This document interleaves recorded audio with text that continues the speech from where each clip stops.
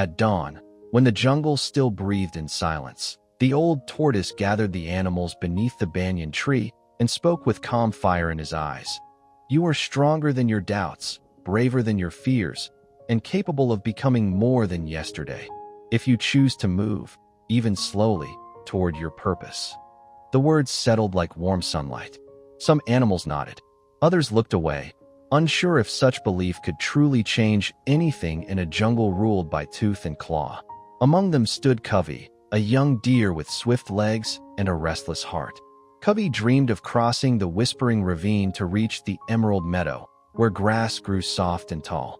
Yet the ravine was wide, the bridges old, and the stories frightening. Each morning, Covey practiced running, but each evening he returned to the same patch of shade, telling himself, "Tomorrow." Nearby, Ruma the monkey leaped from branch to branch, mocking his hesitation. "Dreams are for storytellers," Ruma laughed. "In the jungle, only the bold eat well." One day, the rains came early and fierce. Paths vanished, food thinned, and fear crept through the undergrowth. The lion, once confident, limped with an injured paw. The peacock's feathers dulled. Even Ruma slipped and bruised his tail. The jungle, it seemed, demanded more than talent. It demanded perseverance.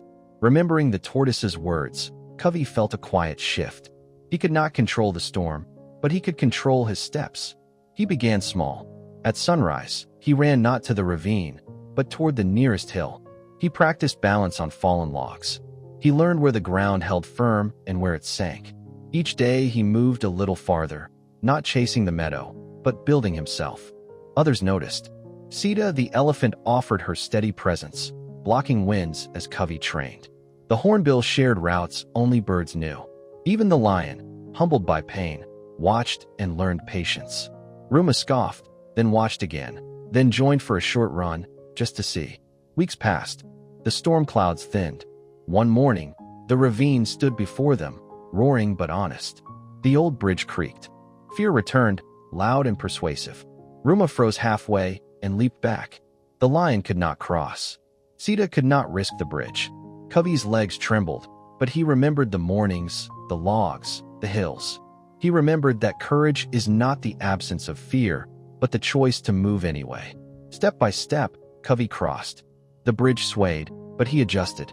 The ravine roared, but he breathed. When his hooves touched the far side, the jungle exhaled. Cheers echoed. The emerald meadow stretched green and forgiving, but Covey did not run into it at once. He turned back, using vines and fallen trunks. Guided by the birds and anchored by Sita's strength, the animals rebuilt the bridge, stronger than before. Ruma worked until his tail ached. The lion guarded. The peacock kept watch. When it was done, they crossed together, not as rivals, but as a community forged by effort. At sunset, beneath the same banyan tree, the tortoise smiled. The jungle felt different, not safer, but stronger. Covey grazed, content, knowing the meadow was a result, not the reward. The reward was who he had become. As stars stitched the sky, the tortoise spoke once more, and his voice carried like a drumbeat of hope. Begin with belief, grow with action, and finish with purpose. Because motivation is not a moment, it is a path you choose every day.